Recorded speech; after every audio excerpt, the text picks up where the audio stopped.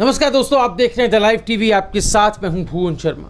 एक बहुत बड़ी खबर पश्चिम बंगाल से आ रही दोस्तों, जहां ममता का बीजेपी के खिलाफ खेला लगातार जारी है और इस बार ममता खुद के लिए लड़ाई लड़ रही हैं। जी हाँ, ममता खुद के लिए लड़ाई लड़ रही हैं। नंदीग्राम सीट से ममता बनर्जी जिस तरह से नाटकीय ढंग से हार गई थी, जहां से शुभेंदु अधिकारी को जीता हुआ बताया गया था, उसी नंदीग्राम की पूरी चुनावी प्रक्रिया को चुनौती देते हुए अब ममता बनर्जी ने हाईकोर्ट में एक याचिका दायर की है।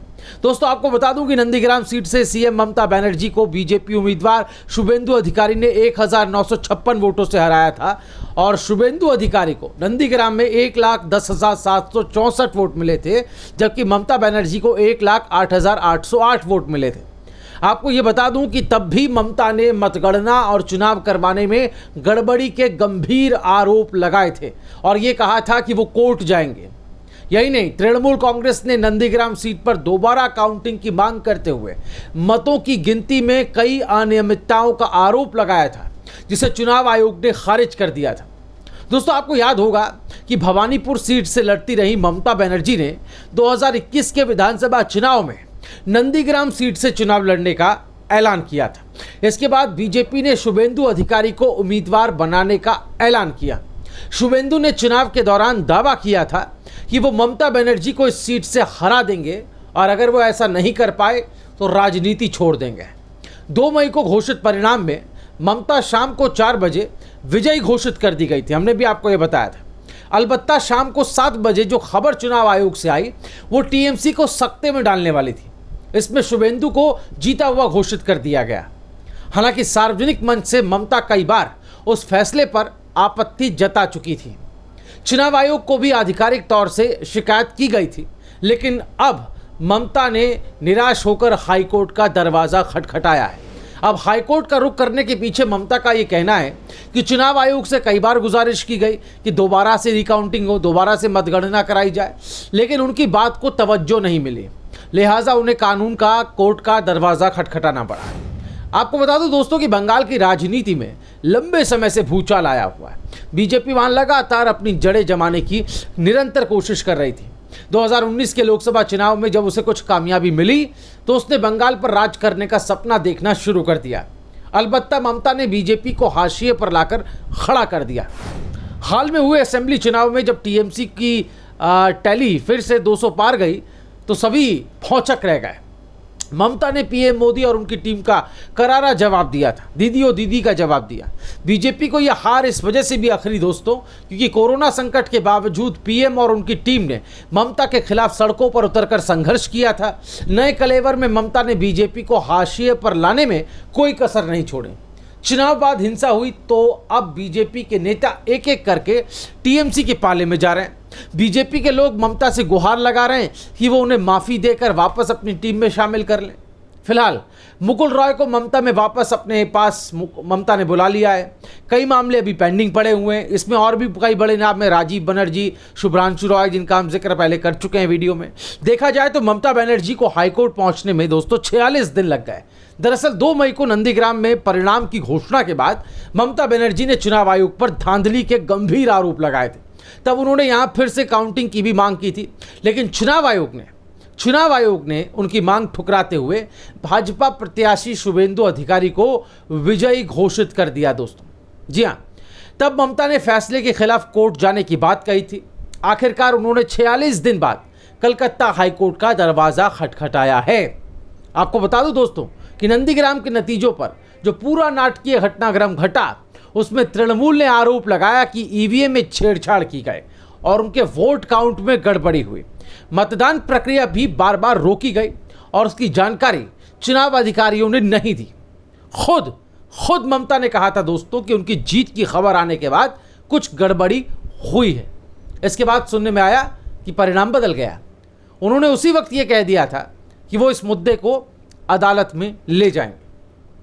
दरअसल दोस्तों, सवाल सिर्फ ममता की हार का नहीं है, बल्कि नंदीग्राम का है, जहां से चुनाव लड़ते वक्त ममता बनर्जी ने कहा था कि उन्होंने अपनी परंपरागत सीट भवानीपुर से चुनाव न लड़कर नंदीग्राम से चुनाव लड़ा, क्योंकि यहीं से उन्होंने कृषि भूमि अधिग्रहण के खिलाफ आंदोलन किया था। नंदीग्राम से ममता का भावनात्मक जुड़ाव रहा है, यह हर कोई बखूबी जानता है। लिहाजा ममता के लिए यह हार पचा पाना इतना आसान नहीं है। और वैसे भी ये ममता बनर्जी है, ये खेल को आखिर तक लेकर जाती है दोस्तों। ये हम उनके पिछले रिकॉर्ड में अच्छी तरह से देख चुके हैं। तो अब सवाल ये उठता है कि ममता बनर्जी का हाईकोर्ट का दरवाज़ा खटखटाए जाने के बाद क्या वस्तु स्थिति, क्या परिस्थिति पश्चिम बंगाल में फिर बदलती नजर आएगी? हाईकोर्ट ने अगर दोबारा रिकाउंटिंग की बात कह दी या दोबारा से ऐसी नौबत आई कि यहाँ फिर से चुनाव कराया जाए और स्थिति ममता बनर्जी के फेवर में चली जाए, तो बीजेपी की क्या हालत होगी?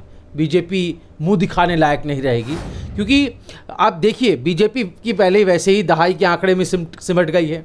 उसके बाद बीजेपी के अपने लोग, टीएमसी से टूटकर बीजेपी में शामिल हुए लोग, बीजेपी के बड़े बड़े चेहरे, और वो चेहरे भी कौन, इनके अपने नहीं बल्कि इंपोर्ट किए गए चेहरे टीएमसी से, वो तक जो है पार्टी छोड़कर वापस टीएमसी ज्वाइन कर रहे हैं। उनकी लगातार लिस्ट जो है ये बढ़ती जा रही नामों की। तो एक तो ये बड़ा सिरदर्द है बीजेपी के लिए, वैसे ही बीजेपी खाली होती जा रही है। दूसरा, उनका जो विपक्ष का नेता है, जो उनका विधायक दल का नेता है, शुभेंदु अधिकारी की हम बात कर रहे हैं, ये भी तो टीएमसी का ही चेहरा है। तो शुभेंदु अधिकारी जो एक कहीं से लाज बच रही थी बीजेपी की, नंदीग्राम से ममता को हरा करके जो ये दिखाया जा रहा था कि हार गए तो क्या हुआ, हमने ममता को तो हरा दिया, वो अगर स्थिति हम कहें दोबारा रेज्यूम हो जाती है और शुभेंदु अधिकारी यहाँ से हारे हुए घोषित कर दिए जाते हैं या हार जाते हैं दोबारा अगर चुनाव होता है, तो तब क्या स्थिति होगी बीजेपी की? तब तो ना इधर के रहे ना उधर के रहे वाली स्थिति हो जाएगी। बीजेपी जो है, जो बड़े सब्ज बाग देख रही थी कि बंगाल में जो है अपना हम झंडा फहराएंगे, हम अपना जैसे हम लोग दूसरे राज्यों में भगवा रंग जो है वो कर रहे हैं, वैसे ही हम पश्चिम बंगाल को भी भगवा रंग में रंग देंगे। लेकिन ये जो है वो कुछ हद तक जो है हम कहें कि बीजेपी कुछ हद तक नहीं, कहीं हद तक इसमें बिल्कुल फेल रही है। और यही पश्चिम बंगाल इम्पैक्ट है दोस्तों, जो रिफ्लेक्ट हो रहा है दूसरे स्टेट के इलेक्शंस पर भी, दूसरे आने वाले वक्त में जो असेंबली इलेक्शंस होने हैं वहाँ पर भी इसका रिफ्लेक्शन जो है वो देखा जाएगा, ऐसा चुनावी विश्लेषक, राजनीतिक विश्लेषक मानते। तो अपने आप में बेहद इंपॉर्टेंट। और ममता बनर्जी अगर हाईकोर्ट का दरवाज़ा खटखटा रही हैं तो उनकी दलील में, उनकी बात में ज़रूर कोई ना कोई दम होगा। वो ऐसे ही कोई काम नहीं करती, हम अच्छी तरह देख चुके हैं। हम कोई ममता बनर्जी या टीएमसी के फॉलोअर नहीं हैं कि हम उनके अनुयायी नहीं हैं कि हम उनके फेवर में हम बात करेंगे, लेकिन हम एक बैलेंस्ड तरीके से भी देखें। और अगर हम ममता बनर्जी के पॉलिटिकल कैरियर को देखें, उनके नेतृत्व क्षमता को देखें, तो हम देखते हैं कि वो कोई भी काम ऐसे नहीं करती, और कोई भी काम शुरू करती हैं तो उसको आखिरी तक लेकर जाती हैं।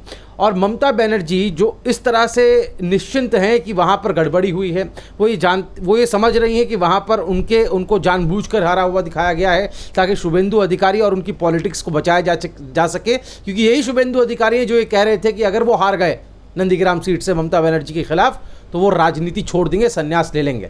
तो उनको संन्यास ले लेना पड़ता, और बीजेपी को भी हम कहें कि मुंह दिखाने के लायक नहीं रहती बीजेपी।